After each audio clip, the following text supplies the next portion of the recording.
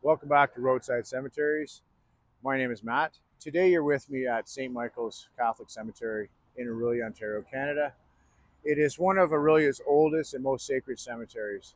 So, with that said, let me show you around this cemetery and try to give you a bit of a history of it. There is a plaque here I'm going to show you guys. I'll try to read it to you as much as I can, but it is quite a lot of writing on it. So just bear with me. If I mispronounce some of the words, please, I apologize ahead of time, but yeah, just bear with me and let's check this cemetery out. So here we are at the Orillia St. Michael's Cemetery. I'm just going to do a pan around for you folks. It's actually well kept for where it is. Now, when this cemetery was first uh, became a cemetery, I guess the land was owned by a man by the name of Peter Kenny, who sold a piece of this property that you're seeing here to become a cemetery, or donated some of it as well. I don't see his marker in this cemetery, so at this point, I am not sure if he's even buried in this cemetery. But he does have relatives buried in this cemetery, and from the research that I have done, most of the people in here, the ones that died like fairly young, were probably due to typhoid fever. As far as the registry at the church gives us that part of information for this particular cemetery. Now, the church that this cemetery belongs to is a big church. I will go down there and show you the church. It's the church today. It did not look like that back then, and it was not. It is not in this spot. Originally, there was a church in this very spot, a little wooden church with wooden dowels. He couldn't even afford nails to put this church together, and they couldn't afford pews for it. So all the masses were done with people standing or kneeling on the dirt floors. And also, there also was a Catholic school here as well, a small Catholic school. Both of those were relocated to what's called West Street in Orillia here. And there used to be a Catholic school as part of that too. It is no longer there. I don't know the reasons behind it. Maybe there was some scandals with it, or maybe they just decided to move it. But so I'm standing right here. You can see my truck over there, guys. And I apologize for all this garbage that people. It's more like a park these days. The area that it's in, there's a school that way, high school. There's malls that way on the other side of this, the woods that you can see in the back there. And down there, you can see there's subdivisions and subdivisions all around this small cemetery. So, with that said, it is a common place for people to take shortcuts through, either to get to their houses or to. This is a main street here. This is one of Aurelia's main streets called Coldwater Road. It is a steep hill, but with that said, there is benches here that you can sit down on. I mean, I meant to bring a garbage bag. I don't like seeing garbage here, so I meant to clean this up. I will come back another day and with some garbage bags and clean this mess up. I really wish that people wouldn't litter like this in cemeteries. It's not right. It's not very respectful. And over in that area there, you'll see later. I'm gonna get my drone out later and just give you a little aerial. It's not much of an aerial view because it's not a very big cemetery, but I will give you an aerial view. And there is some homeless people living in the woods over there, in some kind of encampment, some tents and stuff.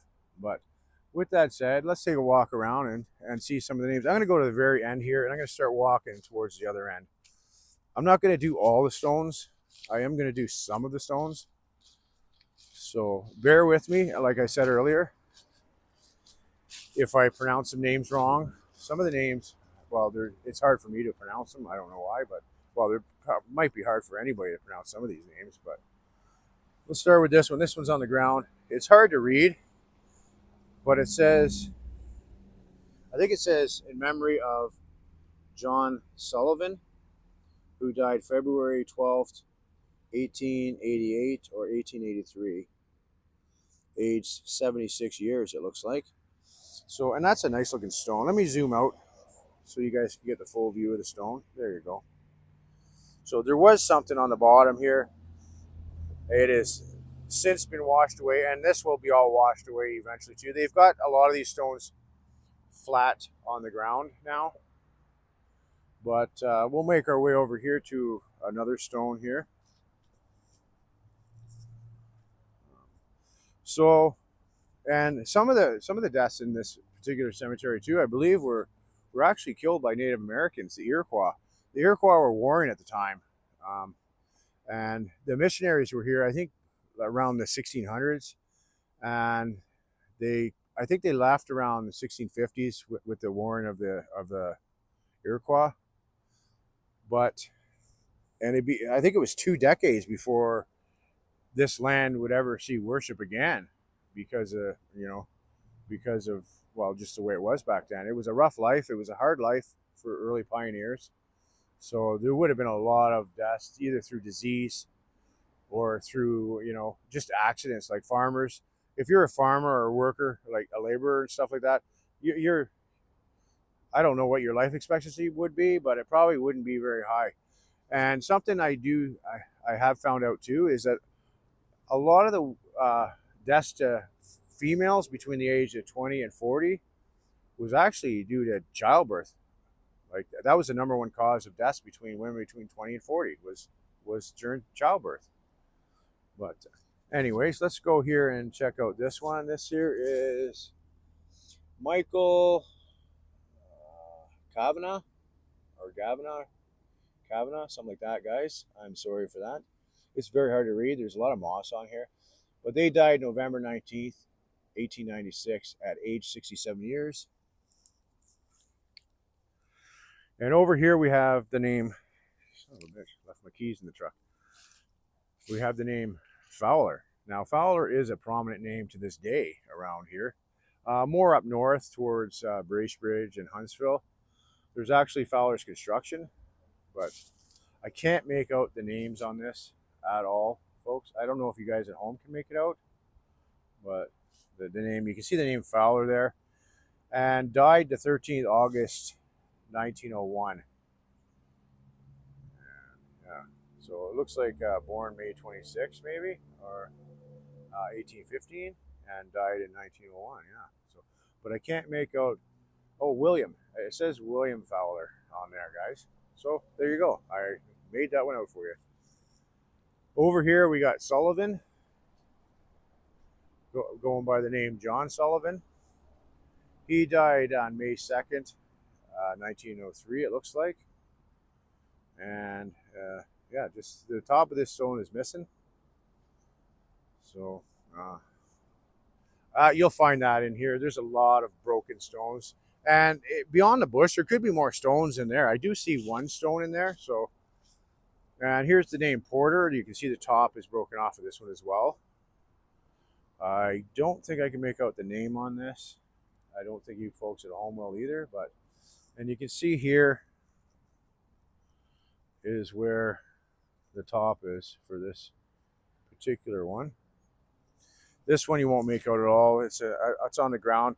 It used to be probably in that slot there, and it's since fallen, and they just leave them now. And snow and wind and rain will eventually take everything off that stone. Over here we got Alex R. McDougall. He was an MD, born in Glengarry, May 3rd, 1849, and died July 17th, 1901. And his wife, Catherine Campbell, was born in Mariposa, July 17th, 1859, and she died March 29th, 1900. So this looks like actually a decent stone still, if it's not been replaced and You know, somebody might have put that there, since the original might have been destroyed. This one actually looks like you can read it very nicely. This one here is in memory of Bridget Michael Sullivan, wife of Michael Sullivan. She died April 3rd, 1882, age 24 years. So there's a possibility that she might have been one of those poor women that died during childbirth, or maybe typhoid fever. There was all kinds of stuff going on back then. They didn't have antibiotics and the things that we have today. So people died of what we look at as relatively simple cures, they would die from. Now over here we got a John M. Regan, and he died December 4th, 1899. And yeah, and the name up there is the wife, Sarah Newman was the wife of John Regan. My apologies. She was age 36. May she rest in peace. And over here we have a Dennis O'Neill. Oh, sorry, Dennis O'Brien. And he was born July 1816, it looks like, and died in 1890, April 18th. This one here you can still see fairly well. This one I can't really see much at all on it. But yeah, so if you guys at home maybe can make it out, I don't know. I'll get up close for you. But I don't have a spray ball with me. I keep saying I'm going to get one, but I never do. And over here we got in memory of Thomas Walker, and they died June 5th, 1900, age 43 years, 6 months. So it's a possibility. I don't know if like what types of things might have killed this person in the 1900s. It could have been something like typhoid, or it could have been tuberculosis or something, or could have been just an accident. But over here we got a family plot. I'm gonna just gonna do a few of these, and then I'm gonna call it a day. I don't want to make the video too long, but I'm gonna walk around a little bit with the camera. So in here, you can see even in here, there's some of these. It says O'Connor there on that stone in there. I don't know if you can see that stone through the trees. And there's another one over there, and it looks like they actually had like a rail that went from one to the next. Right here, you can see maybe. I don't know if you can see that, but there was probably a barrier that went along through all of these. So we'll go with we're just gonna do the one over here for now, or actually we'll do two here. This one's in memory of John O'Connor. There seems to be a lot of O'Connors in this particular cemetery, a lot of Irish Catholics. And right there, he's a native of Ireland. And he died February 1876, age 63 years. Yes. And I think there might have been, I don't know if there's somebody else below that, but because it says, may their souls rest in peace. Amen. Davies Arroyo. I think that was a Volkswagen dealer. Used to be a Volkswagen dealer around here back in the day. It's not here now. It's over on another street. Memorial Avenue, I believe. But over here we got James. It says died. It doesn't. I don't. Oh, it's no. It's the son of Peter and Catherine O'Connor.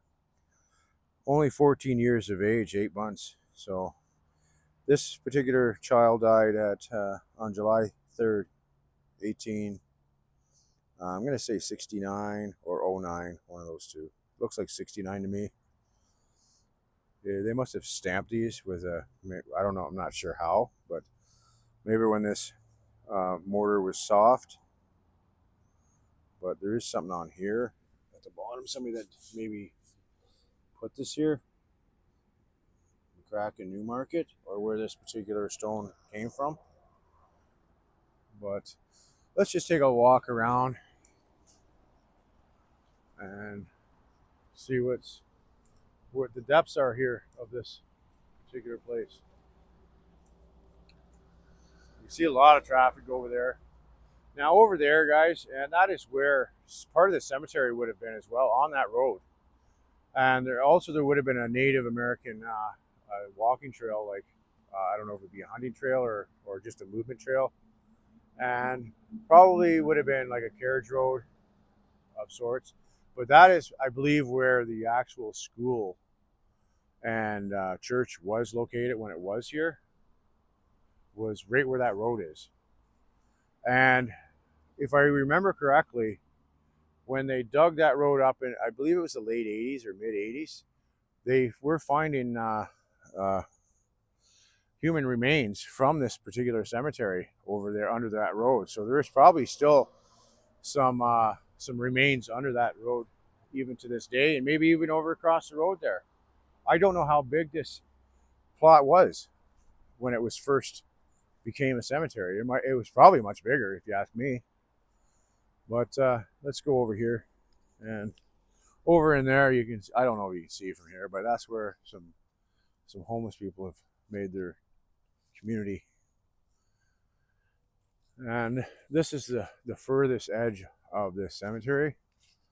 Now, I do believe over there is a church. It's not a church for this cemetery. It is a different church, altogether different religion. Now, I don't know if you would find if this is the end of the cemetery here, or if there is some miscellaneous stones in this other side here. I don't see any in here, but and I do believe this here is going to be they're going to build something here at some point. So you can see the woods here. I don't see any stones in there, but that's not to say there's none in there. This one's been busted up pretty good.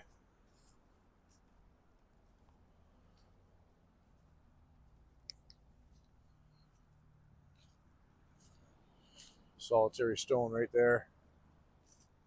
And I do believe there's one, yeah, right there in the woods there. You can see it from here. I'll try to get in there. I won't be able to see what it says, but I can. Tree's got prickles on it. You can see that stone over there against the tree. And I don't know if there's any over here or not.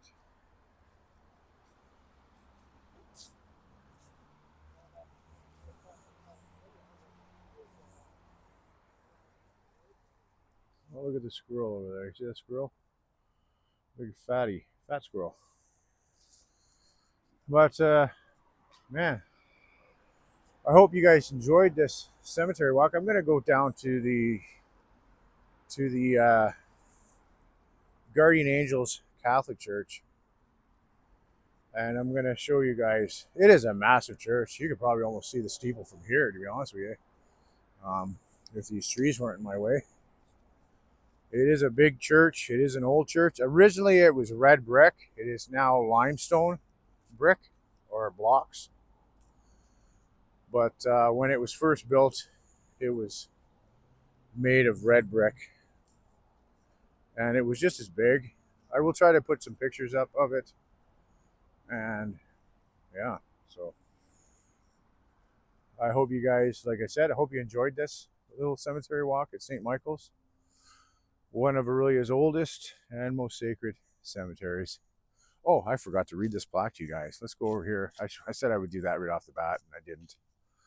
So I apologize for that. Let's go over here, and I'll read this plaque to you.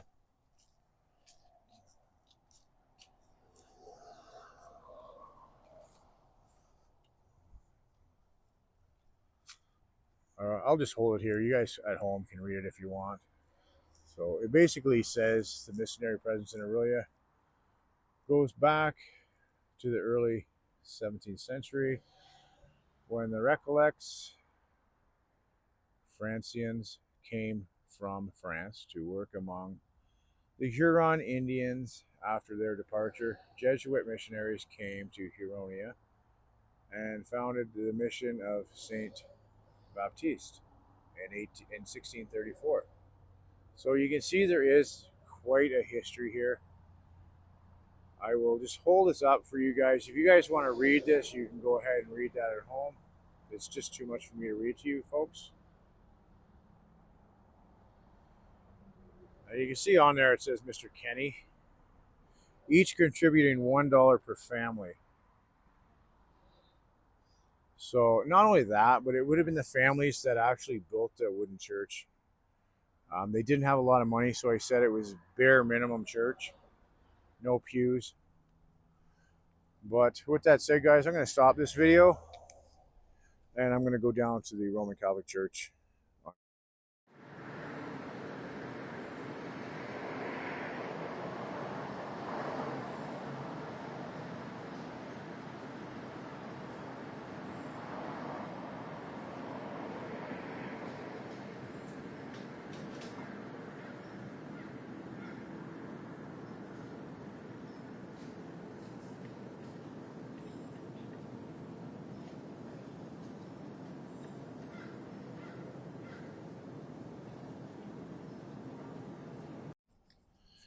Okay, here I am. I'm back. I'm going to show you this parking lot here first. This is where the school used to be. The Guardian Angels Catholic School used to be right here where this parking lot is. It was torn down. I don't know if it's because they built another school somewhere else or what the deal was on it. But let me show you this church today. So there you can see it, guys. There's the church. It is a massive, massive church. Probably the biggest church in Aurelia, if you ask me. It is pretty magnificent. I will walk down here. I'll go to the sidewalk and show you the front of it. I'm trying to walk to avoid the license plates in this parking lot. So I'm going to walk down here. Show you the sign, the Guardian Angels Catholic Church sign. It is quite modern. As anybody knows, they would not have had a sign like that back in the day. But this is the church for that cemetery that I just came from. It is a beautiful church. It is made of limestone. They have been doing work over the years to this church. Now the original church was out of red brick, and then they've changed it to limestone.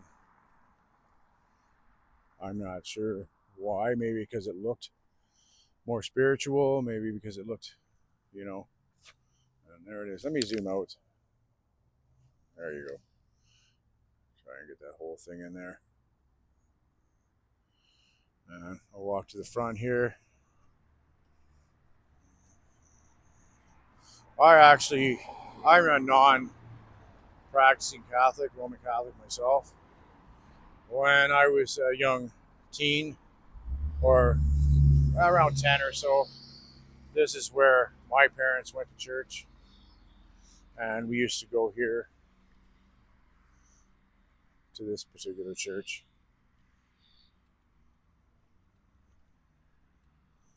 You can see how grand it is up there. And you got these old steps that you'd walk up.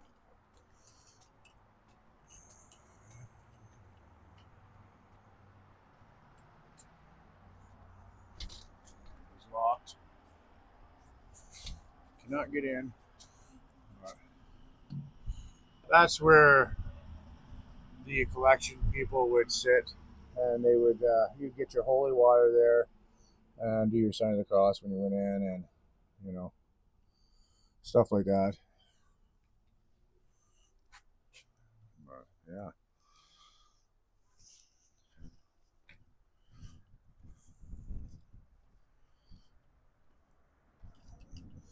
Over there is a funeral home. That's a magnificent building there. What do you guys think at home about that building? I would love to have lived in that when it was a house. That's a massive, massive. That's Mundell's funeral home. It is massive. I bet you there's some paranormals in there. But before it was a funeral home, I believe it was actually one of the earliest mayors of Aurelia's home. So I'll take you one more look at this, guys. up there at that steeple, and just around the side here. It is a magnificent church. That is for sure. You can see there. They're doing some work over there. You can see people in orange.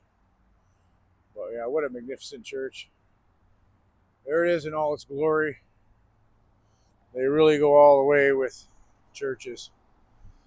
And so, yeah, it looks like it was built in 1910, this one, which replaced the church over on Coldwater Road.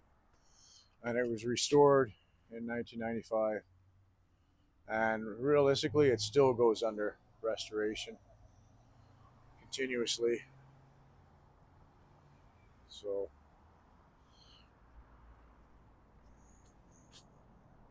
So, with that said, I hope you guys enjoyed that tour. I took you to this church as well as St. Michael's.